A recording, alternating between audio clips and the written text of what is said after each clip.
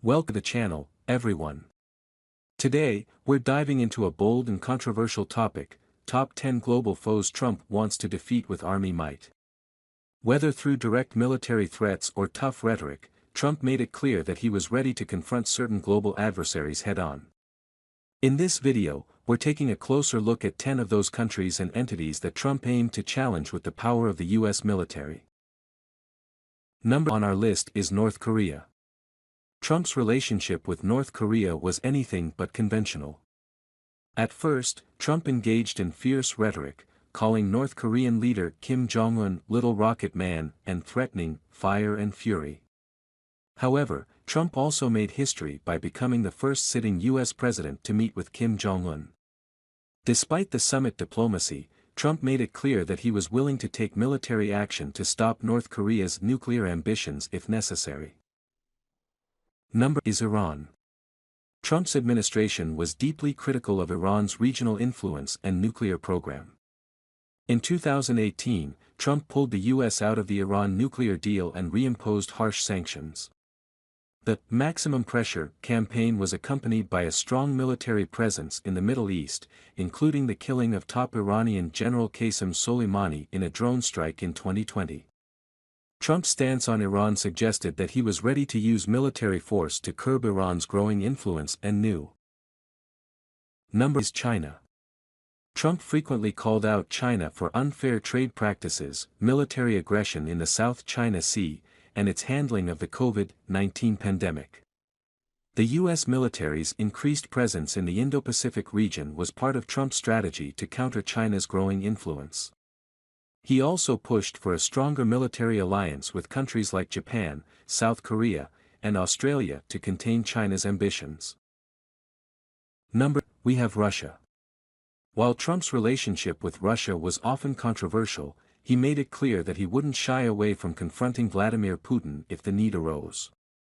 Trump's tough rhetoric toward Russia came after numerous Russian actions that were seen as hostile, including interference in U.S. elections and military actions in Ukraine. The U.S. military increased its presence in Eastern Europe, particularly in countries that border Russia, as a way of signaling strength. Number on the list is Venezuela.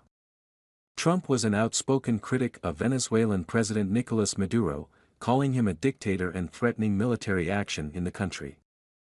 The Trump administration recognized opposition leader Juan Guaido as the legitimate president of Venezuela, and although military intervention never came to fruition, Trump made it clear that all options, including military force, were on the table.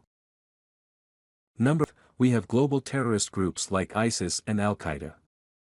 Trump continued to focus on the fight against terrorism throughout his presidency. The U.S. military launched numerous operations against terrorist groups, including the successful raid that killed ISIS leader Abu Bakr al-Baghdadi in 2019. Trump emphasized military strength as the primary tool to defeat these organizations and prevent them from gaining more power or territory. Number is Mexico, but more specifically, the issue of border security and drug cartels. Trump often used harsh rhetoric about Mexico and made it clear that he would take a tough approach to stop illegal immigration and drug trafficking. He proposed military intervention to combat the cartels, suggesting that the U.S. Army could be deployed to help secure the southern border and fight against the cartels operating in both countries. Number, we have NATO allies. Trump often criticized NATO members for not spending enough on defense and contributing their fair share to the alliance. While he didn't directly threaten military action against NATO countries, Trump's pressure tactics to force them to increase defense spending raised concerns. His stance was clear: he would not hesitate to use military might if allies did not fulfill their commitments. Number on the list is the European Union, specifically in terms of trade. Trump viewed the EU's trade policies as unfair to the U.S., especially in areas like tariffs, regulations, and subsidies. Although not a military foe in the traditional sense, Trump made it clear that if the EU didn't renegotiate trade deals, he was prepared to use economic and, potentially, military pressure to ensure America's interests were protected. Number, we have what many of Trump's supporters refer to as the deep state. While not a nation, the idea of a powerful, covert group within the U.S. government working against Trump's agenda was a key talking point for many of his supporters.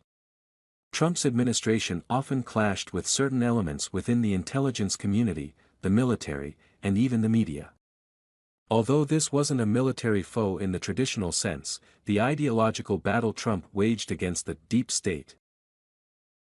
So you have it, the top 10 global foes that Donald Trump considered to be major threats, whether through military force, strategic pressure, or diplomatic means.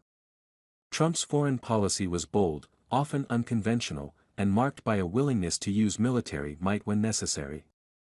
Do you agree with this list? Or do you think there's another global foe that Trump should have taken on more aggressively?